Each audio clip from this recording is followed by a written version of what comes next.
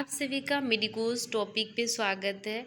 आज हम इस लेक्चर में बात करेंगे सीपीआर के बारे में। ठीक है, इससे आपको हर कॉम्पिटिटिव एग्ज़ाम्स में क्वेश्चन मिलेगा। ये बहुत इम्पॉर्टेंट टॉपिक है सीपीआर, क्योंकि हमें पता है कि सीपीआर जो होता है ये बेसिक लाइफ सपोर्ट है। ठीक है, अगर हमारा हार्ट सीपीआर का पहले हम लोग फुल फॉर्म देख लेते हैं। ठीक, कार्डियो पल्मोनरी रिसर्सिटेशन, इसका फुल फॉर्म भी कभी पूछा जाता है कि सीपीआर का फुल फॉर्म क्या है। तो कार्डियो पल्मोनरी तो हम लोग समझ जाते हैं, लेकिन रिसर्सिटेशन का स्पेलिंग RESUSCITATION, रिसर्सिटेशन का स्पेलिंग ये होता है। ठीक है, तो आपको 4 ऑप्शन दे देगा, उसमें से रिसर्सिटेशन का स्पेलिंग कुछ और रहेगा, आपको लगेगा सेम सेम है। ठीक है, तो इसीलिए रिसर्सिटेशन का स्पेलिंग अच्छे से आना चाहिए। तो सीपीआर का फुल फॉर्म होता है कार्डियो पल्मोनरी रिसर्सिटेशन। ये क्या होता है कि अगर किसी का हार्ट फेल हो जाए, हार्ट ब्लड पंप नहीं कर पा रहा है, जिसे कि हम हार्ट अटैक बोलते हैं ना, अगर हार्ट अटैक की कंडीशन हो किसी को और वो हॉस्पिटल के बाहर हो, तो उस कंडीशन में उस टाइम हम क्या करेंगे उसके बारे में हम आज बात करेंगे। ठीक है, तो उसका एलिजिबिलिटी क्या होगा, मतलब कि कब हम, ऐसा तो नहीं है कि भाई कभी भी हम किसी को भी अगर थोड़ा सा भी बोला कि देखो ना हमको पेट में दर्द हो रहा है, हम उसको सीपीआर स्टार्ट कर देंगे, तब तो पता चला कि वो एक्सपायर हो जाएगा। तो एलिजिबिलिटी क्या होना चाहिए, अनरिस्पॉन्सिवनेस होना चाहिए। ठीक है, मतलब कि वो कुछ रिस्पॉन्ड नहीं कर रहा हो, उससे आप कुछ भी पूछ रहे हो। अभी हम बताएंगे कि इसके लिए क्या क्या चीज़ रिस्पॉन्सिबल होता है। आप पहले क्या करोगे, उसका थोड़ा सा आप उसको रिस्पॉन्स करोगे कि कुछ देखते हैं वो रिस्पॉन्स करता है, अगर वो अनरिस्पॉन्सिवनेस हो। सेकेंड की ब्रीदिंग एब्सेंट हो, ब्रीदिंग भी ना ले रहा हो, और heart rate and pulse rate क्या हो, डिक्रीज हो, हार्ट तो फेल रहेगा है ना, हार्ट काम ही नहीं कर रहा, तभी तो हम उसको सीपीआर देंगे, किसी को भी सीपीआर नहीं दे देंगे। ठीक है, देखिए जैसे यहाँ पे इमेज में दिख रहा होगा सीपीआर दे रहे हैं ये, और 2 आदमी होता है। ठीक है, अगर हॉस्पिटल के बाहर है तो वहाँ पे क्या करेंगे कि 2 आदमी है, देखो एक ये वाला है और एक ये, एक क्या कर रहा है कि कंप्रेशन कर रहा है और एक ब्रीदिंग दे रहा है ना।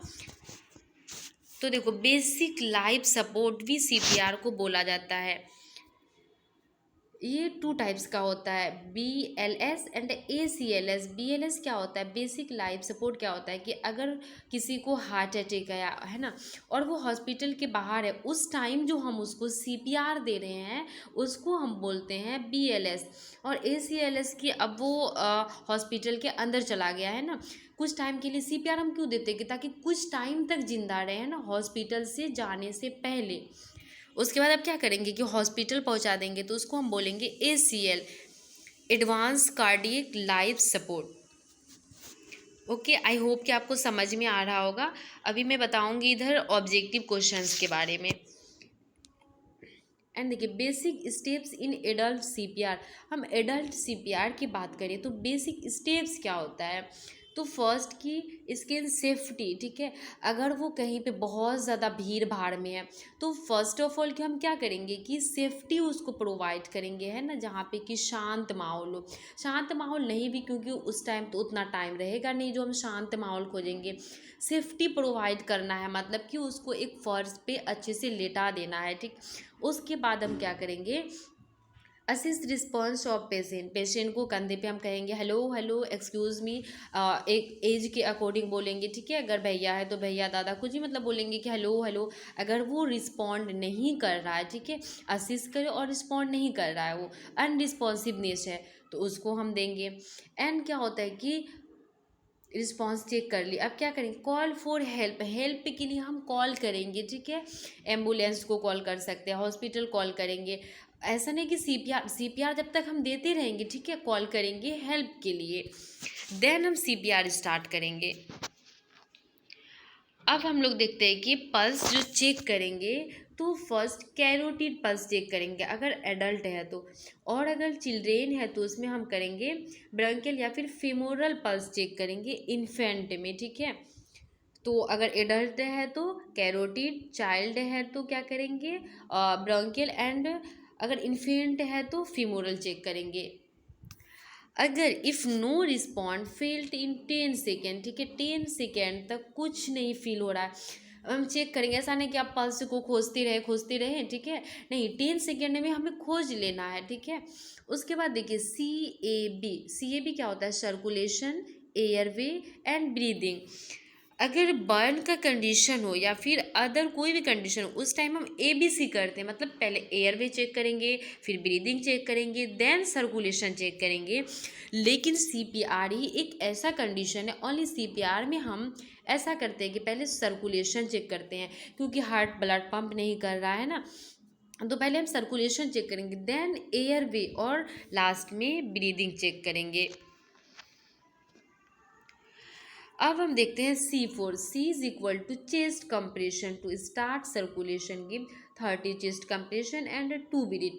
मतलब कि अगर अडल्ट को आप चेस्ट कंप्रेशन कर रहे हो, ठीक है, तो 30 और 2, 30-2 का रेशियो रहेगा, 30:2। ये बहुत ही ज़्यादा इम्पॉर्टेंट है, कॉम्पिटिटिव एग्ज़ाम में पूछ लिया जाता है कि चेस्ट कंप्रेशन कर रहे हैं तो उस टाइम क्या रेशियो होगा कंप्रेशन का और ब्रीथ का, ठीक है, तो 30:2 होगा।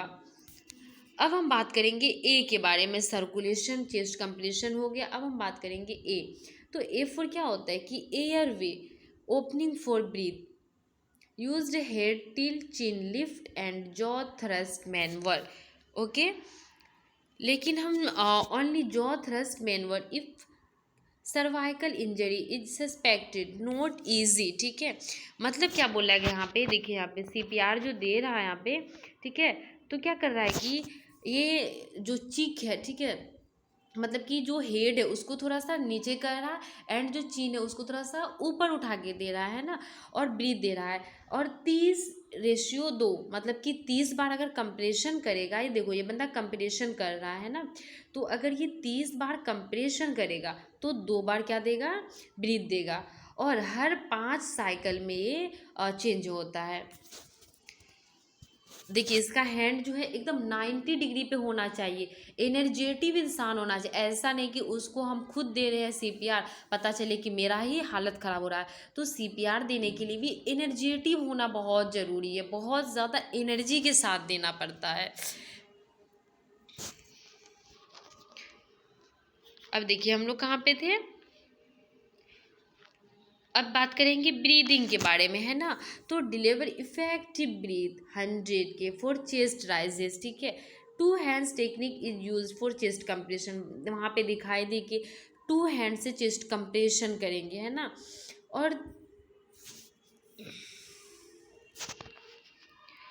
हैंड प्लेसमेंट क्या होगा कि दोनों निप्पल के बीच में हम उसको कंप्रेशन देंगे। तो देखिए पहले स्टर्नम है ये, ठीक है, स्टर्नम को ये क्या है कि अपर पार्ट है और ये मिडिल लोअर, तो हैंड का प्लेसमेंट होना चाहिए लोअर 1/3 ऑफ स्टर्नम, ठीक है, मतलब सबसे नीचे वाला जो स्टर्नम का पार्ट है और दोनों निप्पल के बीच में हम देंगे, तो लोअर 1/3 ऑफ स्टर्नम, ओके। अब हम नेक्स्ट बात करेंगे compression rate at least 100 to 120 minute, it means 4 cycle in 1 minute, ठीक है, मतलब 100 से 120 के स्पीड में हमें कंप्रेशन देना होगा, बहुत जल्दी जल्दी देना होगा ताकि ब्रेन को ऑक्सीजन मिल पाए और ब्रेन जिंदा रह पाए। 4 साइकिल इन 1 मिनट में होना चाहिए। Chest compression depth at least 2 inch में डिप्थ होना चाहिए, मतलब 2 इंच तक जाना चाहिए, है ना, 5 centimetre, note more than 2 into 4 inch, ठीक है। रिब फ्रैक्चर, इसमें रिब भी फ्रैक्चर होने का चांसेस रहता है।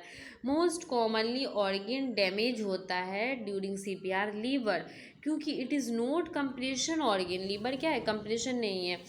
अगर लंग्स होगा तो लंग्स कंप्रेशन है, ठीक है, वो उसमें कंप्रेशन होता है, लेकिन लीवर सबसे ज़्यादा ये डैमेज होता है। Check the pulse every 2 minute और 5 साइकिल, पल्स को चेक करते रहेंगे हम एवरी 2 मिनट में और 5 साइकिल पूरा करेंगे। 30:2 का ये रहेगा, कंप्रेशन एंड ब्रीथिंग रहेगा, ये तो बता ही दिए हैं। 1 cycle if 2 rescuer after 5 cycle position change, अगर 2 रेस्क्योर पर्सन, 2 मतलब कि आदमी है, एक कंप्रेशन दे रहा है और एक ब्रीथिंग दे रहा है, तो 5 साइकिल के बाद उसको चेंज करेंगे। तो आई होप कि आपको समझ में आया होगा। प्लीज़ अगर समझ में आए तो मेरे चैनल को सब्सक्राइब करें एंड शेयर करें।